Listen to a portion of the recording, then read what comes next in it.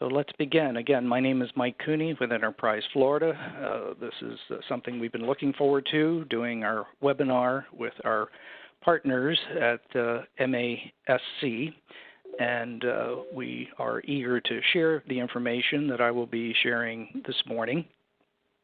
And we'll go through this in a reasonable pace, but at some point, we'll take some additional questions and answers, or I'll respond to those if I see a particular theme. And otherwise, as I say, we will go from there. I see some people asking questions. Everyone is muted. I'm the only speaker. Sorry about that. But that way we won't be tripping on top of each other with questions. Instead, post your questions in the chat area. And by scrolling down toward the bottom of the page, you'll see a little icon that you can click on and then post your questions there. So let's begin. My able-bodied assistants and team members in Orlando are going to be supporting me. So for that, I'm grateful. I'm actually attending a aviation trade show in Fort Lauderdale. So I feel like I'm some sort of a radio MC here doing it remotely. Christian, if you'd please advance to the next slide.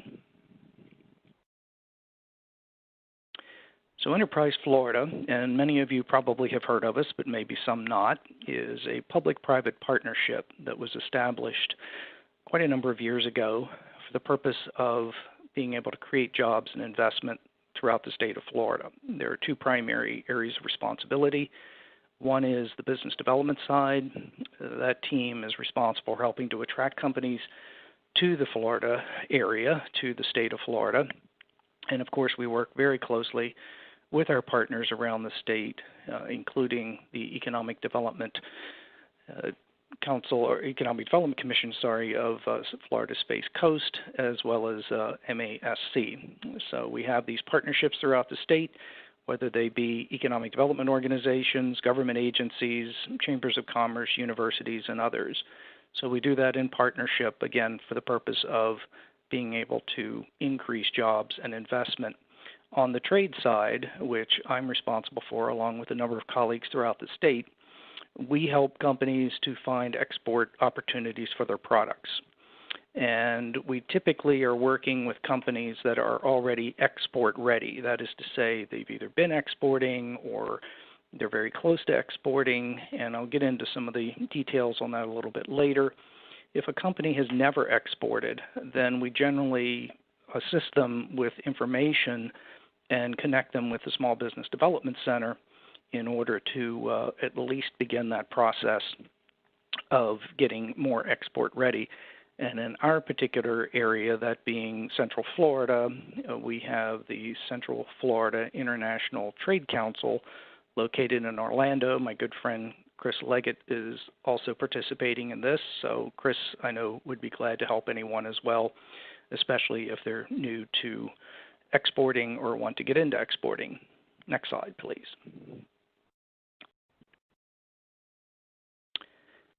So we do this in a variety of ways.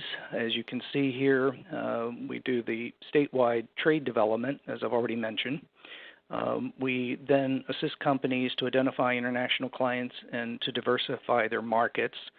We also market the state's business advantages, and we also have international representation around the world. And I'll be talking more about that, too, with respect to our offices that Enterprise Florida has around the world, plus other partners such as the U.S. Commercial Service and their respective areas in embassies and countries all over the globe.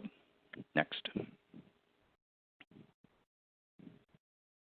Here you can see the latest Florida Export Scorecard, as it's called.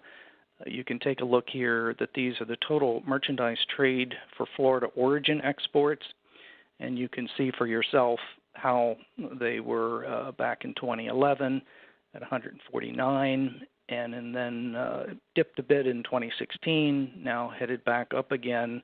However, we would expect probably that number to go down based on the tariffs, but since it lags about a year, we won't know that with any certainty until the numbers come out for 2019.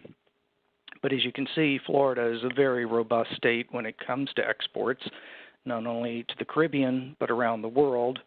In addition, as we talked yesterday on a team meeting, it's almost impossible for Florida to go up against states like Washington State with Boeing, with Michigan and the car industry, or any of the oil exporters such as Texas and Louisiana. So they will always have, for the most part, large numbers compared to ours. However, as is stated there, we are still a very healthy state and are considered the 8th largest in the U.S. when it comes to exports.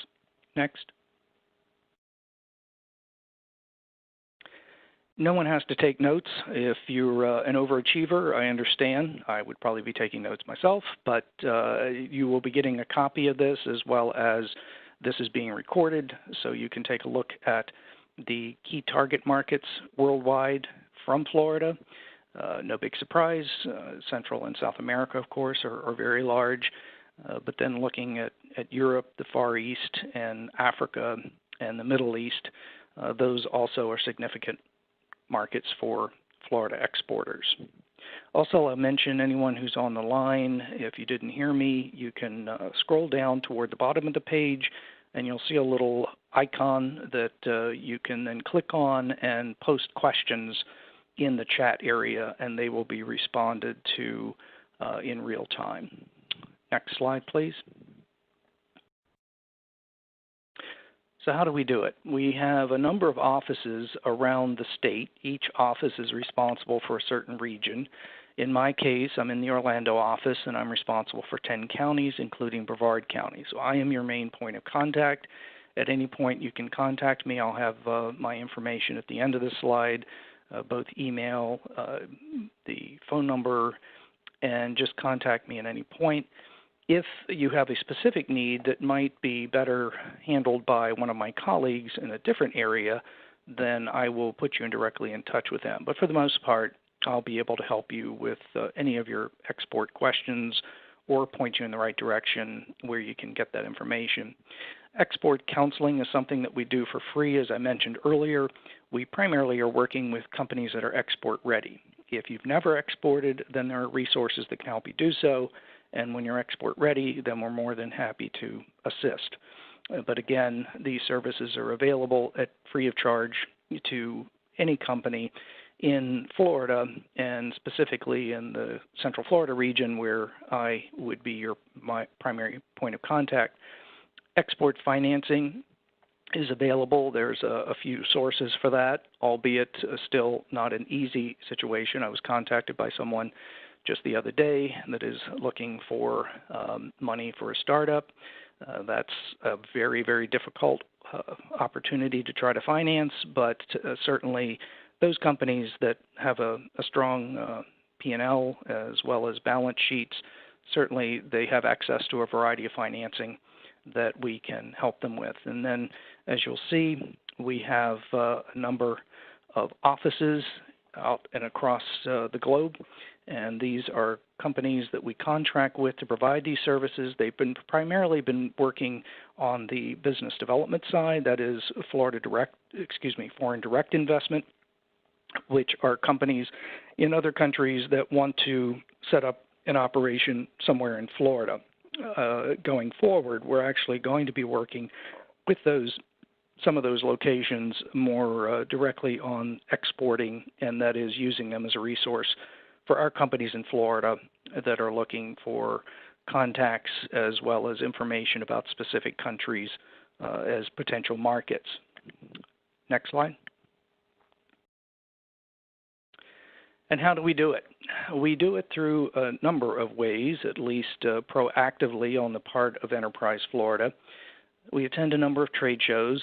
I myself am responsible for aviation, aerospace, and defense statewide, and as a result am responsible for putting together 4 Florida pavilions at 4 major air shows around the world. Farnborough was last July, and that's just outside of London. I am preparing now for the Florida Pavilion at the Paris Air Show, which is this coming June, followed by the Dubai Air Show in November. Next comes Singapore, February 2020, and then we're back to Farnborough. And the way it works is that because we've been doing this so long as an organization, we're able to essentially buy raw space and then use a stand builder to outfit it to our specs, and then we offer space in different square meter configurations to companies who want to exhibit. So as you can see, there's a photograph of one of the trade shows that we participate in. This one is Medica. My colleague Mike Schiffauer handles life sciences. Another colleague handles the marine industry, and so on. And we'll see more of that in a few minutes.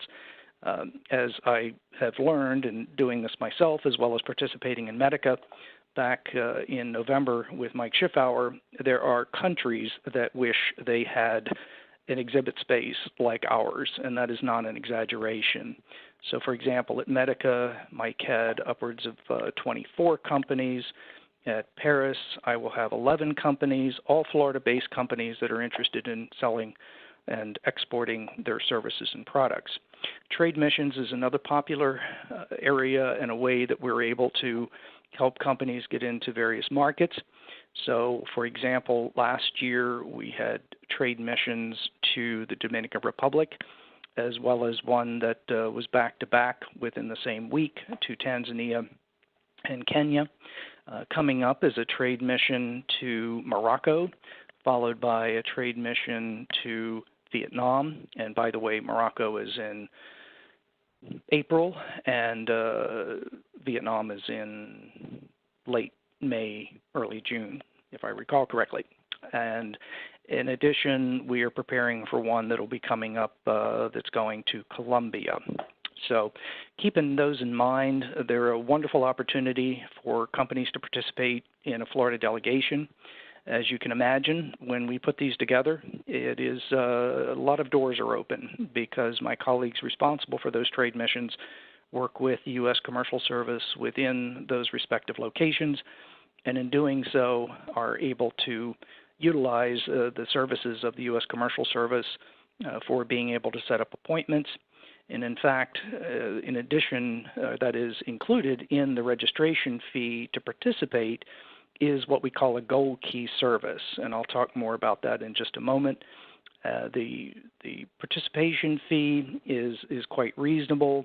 Certainly, if you were to go and do something of this sort on your own, it would be a lot more expensive, and in most cases, you would not be able to get in to see as many of the organizations or make contacts as you would by participating in one of our trade missions. So another great opportunity. The registration fee does not include the travel or hotel. All of that is extra. But again, it's an amazing opportunity to be able to get into new markets, especially markets that perhaps you've been thinking about or believe might be a good market, but yet haven't quite taken the leap to get more involved. Next slide. Here are key target sectors. I mentioned aviation, aerospace, and defense. That's my target area. And then we have clean technologies, defense and homeland security, information technologies, and so on. So we have areas that our staff specialize in and are responsible for. As I mentioned, if you contact me as your local contact in the 10-county Central Florida area and you wanted to attend a marine trade show, I would put you in touch with my colleague in the Jacksonville office because he handles the marine industry. If you're a medical-related company, then I would put you in touch with my colleague Mike Schiffauer, who handles life sciences and so on. Next slide, please.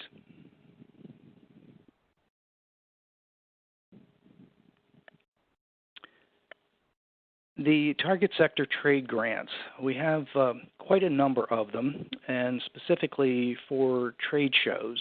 So altogether we have 5 grants, and I'll be going through each of them. Again, for anyone who may have just joined us, this presentation will be available so that you do not have to take notes unless you want to. Also, if you've joined us recently, you can scroll down toward the bottom of your screen. You'll see a little chat bubble. You can click on that and post your questions in the chat area, and then we'll have someone responding to those in real time. So the trade show grant is a wonderful opportunity for small to medium-sized companies that have been thinking about attending an international trade show, but for usually cost reasons just aren't able to do so. So as you can see, we have an option A and an option B. The option A is for virtually any company that fits one of our primary sectors, has 500 employees or less, and the company can receive a reimbursement of 75% up to $7,500, and that is strictly for the trade show booth itself. That does not include any of the travel or per diem costs for actually attending the show, but I would say nearly every company that is able to take advantage of one of our grants says that but for this grant, they would not be participating in that show. So it does help to offset the costs dramatically in most cases, and again is an opportunity to get involved in trade shows around the world that otherwise would not perhaps be possible. We have, as I mentioned, our Florida pavilions, and if we have space in a Florida pavilion, then the company is required to be in that space. If, on the other hand, we're sold out, as I currently am with the Paris Air Show, then a company can still apply for the grant and receive the grant, and we would then put them in touch with the show, the U.S. pavilion organizer, in this case a company called Coleman. So just because we have a Florida pavilion and we're sold out doesn't mean people still can't take advantage of the trade show grant. In addition, if a company is looking to go to any trade show that makes sense and, again, supports one of our key sectors, they can also apply. Some companies think that they can only apply for the grant if we have a Florida pavilion there, and that simply is not correct. As well, there's an option B, as you will see, and you can read for yourself. A company with 100 employees or less and is looking to go into one of the target markets, Africa, Asia, Australia, New Zealand, Mexico, or the Middle East, then you can qualify for 100% up to $10,000. Again, for a small to medium-sized company, in this case mostly small, you can see that that could be a huge advantage for companies to be able to get into markets. We just had, for example, a very small aerospace company located in Kissimmee that participated in Avalon, which is a show every 2 years in Australia. If it hadn't been for this grant, they would probably not have been able to participate. Next slide, please. The gold key I had alluded to earlier. As I mentioned, this is part of the fee to participate in one of our trade missions. Essentially, what it provides is an opportunity to have pre-qualified appointments set for the ideal buyer, agent, distributor, representative, whatever the criteria may be. Essentially, what we would do is if someone is interested in doing a cold key on their own, which is highly possible, or if they're part of a trade mission, we then would put them in direct contact and help facilitate the contact between the local U.S. Commercial Service representative, which is part of the U.S. Department of Commerce, and the U.S. Commercial Service in the destination. There would be a phone conversation. There would be a questionnaire completed. If the U.S. Commercial Service in that destination believes that they can help them in setting up these meetings, then the U.S. Commercial Service would go forward. They generally like a minimum of 8-week lead time so that when you do finally wind up in that destination, you have anywhere from 3 to 5 pre-qualified meetings already set up. So as a result, again, this is something that would be very, very difficult to do on your own, but through this grant, that, again, is a huge advantage. These are one-on-one meetings. They're generally at a place that's convenient to have the meeting held, maybe at a hotel.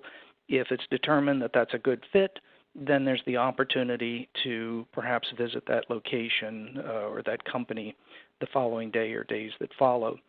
This, like all of our grants, is reimbursable, meaning that you would actually pay the fee to the U.S. Commercial Service. You would then go and participate in the Gold Key, and when you return, we have minimal paperwork that would be completed and submitted and then we would reimburse the company for that cost, which could be anywhere from $950 to $1,500, depending on how complex the situation is in that location for setting up those kinds of appointments. Going back to the trade grant, again, that's reimbursable. You essentially have to pay for everything, and then when you return, we then request, again, minimal paperwork. You submit an invoice, and we then provide a check within somewhere around 2 weeks or less. Next slide, please.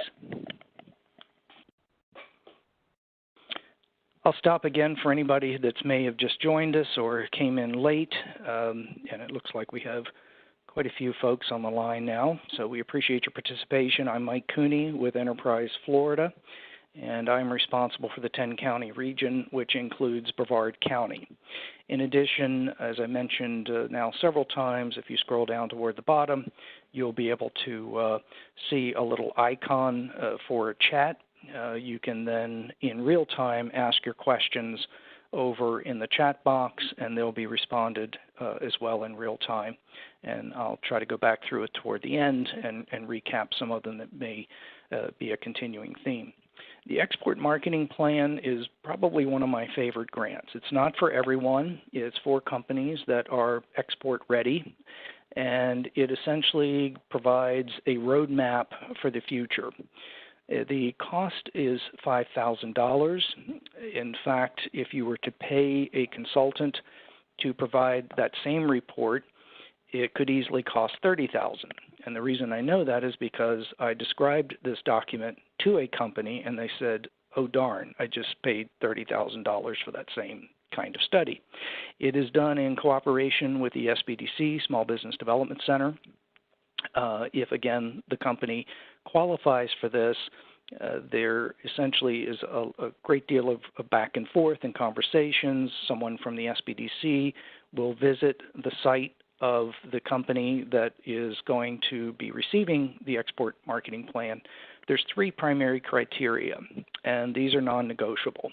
The first is that it's a 100% management buy-in. This is not a bottom-up but a top-down approach. So if management is not 100% behind this, then there's no point in wasting anybody's time and money. Second, that they have money in the bank, so to speak, that can hold them over until such time as the exports start flowing. And I say that because a lot of people seem to think exporting is going to solve all their problems. And in reality, it can take a minimum of 18 months from when you begin the process of exporting until when you actually receive your first order.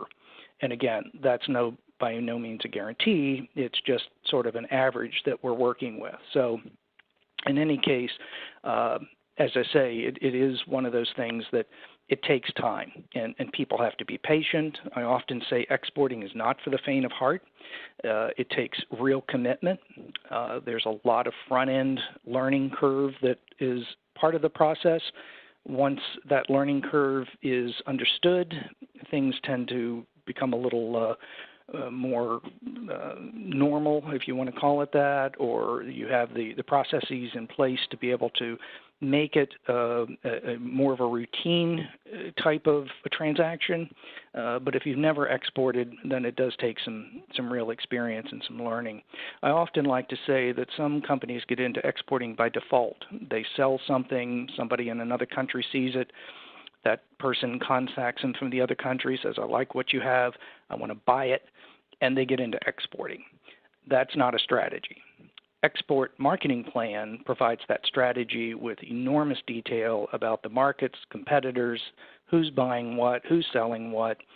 It's really a remarkable document that, again, is highly beneficial to companies that are export ready and are really ready to take their exporting to the next level. Next slide, please. Website Localization Grant. This is another one of our grants. We partner with a company in the UK that works with a company in Florida that is eager to get into new markets using a new website. So this company will provide 2 websites in 2 native languages of 2 new markets that a company would like to penetrate. Everyone says that, well, English is the base language in most cases, and that's not incorrect. But as I like to tell my aviation companies that I work with who always point that out, that aviation, the base language is English, I say, yes, that is absolutely true. However, there are a lot of nuances on the technical side that don't translate well, hence the reason why this is a very, very useful tool. The cost is $12,000. We cover $8,000, so you would receive 2 websites in 2 native languages for 2 new markets for $2,000 each. Anyone who's ever worked in helping to develop a website knows that that's quite a bargain. Interestingly enough, and this was a question that one of my clients asked, and I didn't know the answer to, I asked the company that actually does this, are they able to produce websites in an English-speaking country? And the answer is yes. So if someone needed a website for a British market or an Australian market or a South African market, even though it's still English, there are a lot of nuances with respect to that language that would be handled through this particular process. As well, the websites themselves are SEO compliant because in various countries, of course, they do searches that are different than our searches, and it's also social media compliant for those that are eager to get involved in Facebook or LinkedIn or whatever it may be. So again, this is not for everyone, but for companies that are really eager to get into new markets, this provides a fantastic opportunity to do so.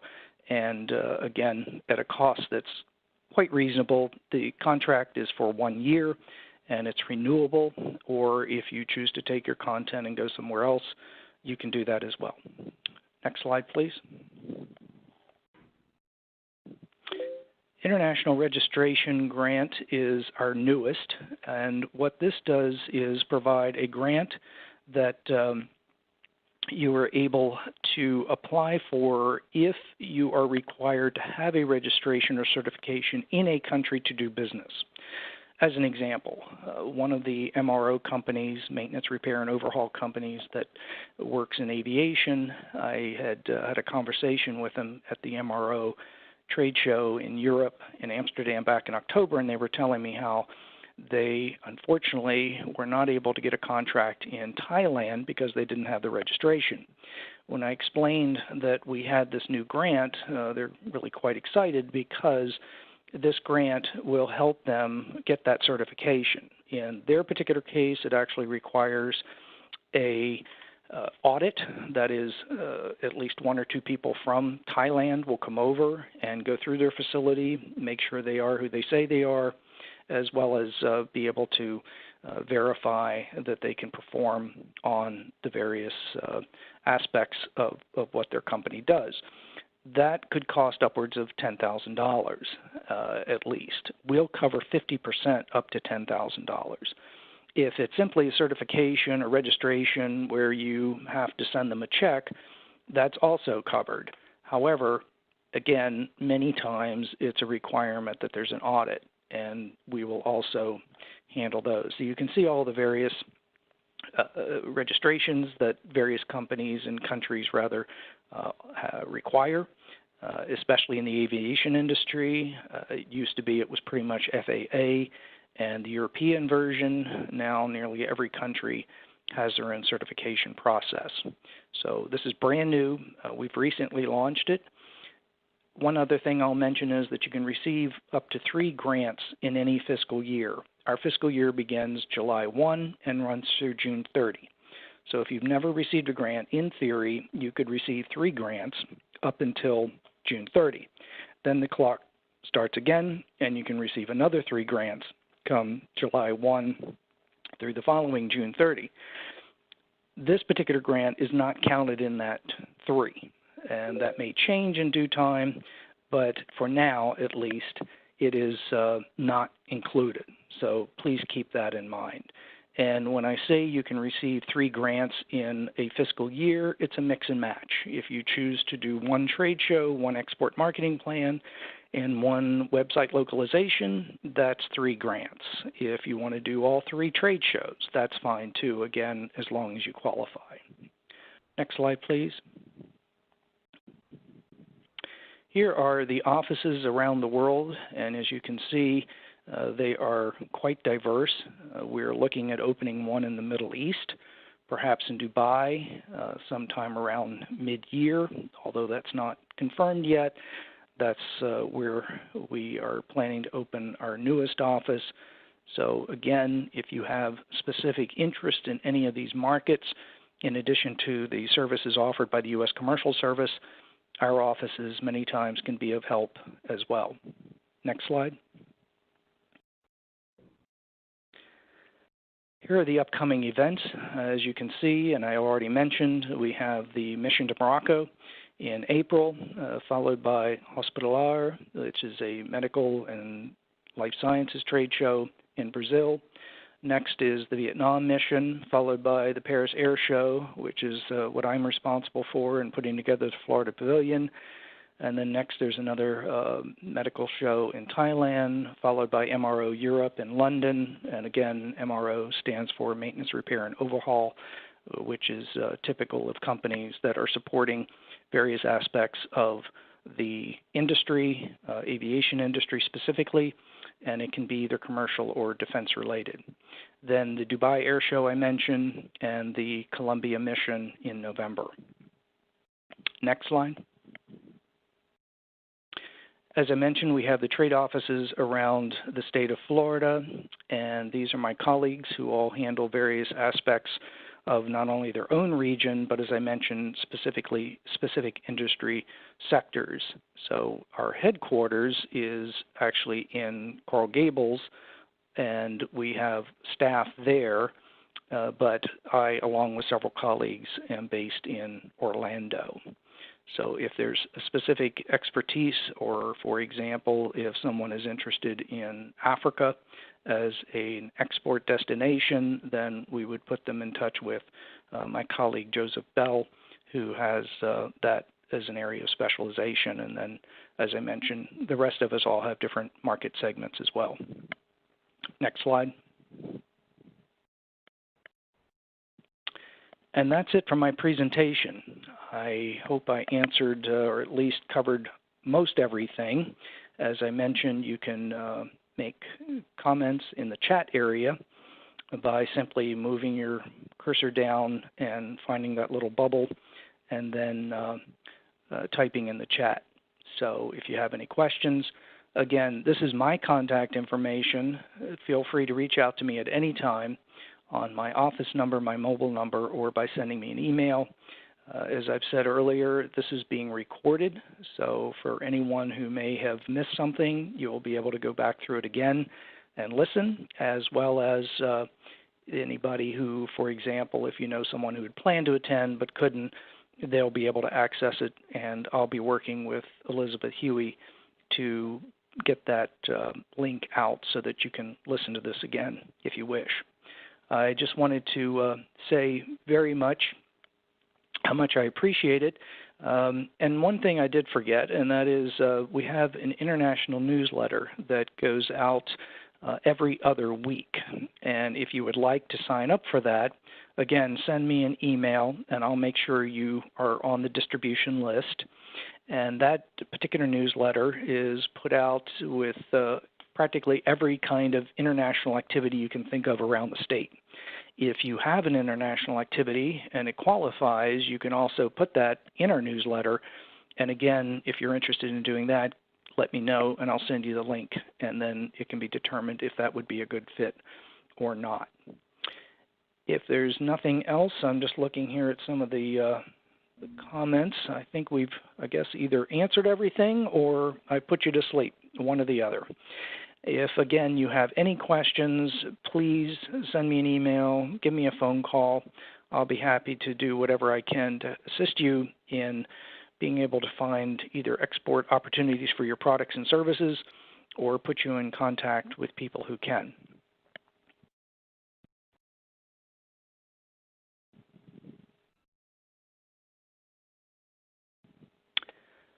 I believe that's it for today. We wrapped up early. I had originally thought it might go until 10 o'clock, but I don't think anyone is going to complain if, in fact, we end early, because I know everyone is so busy that it is definitely a situation that we can always use more time in our day.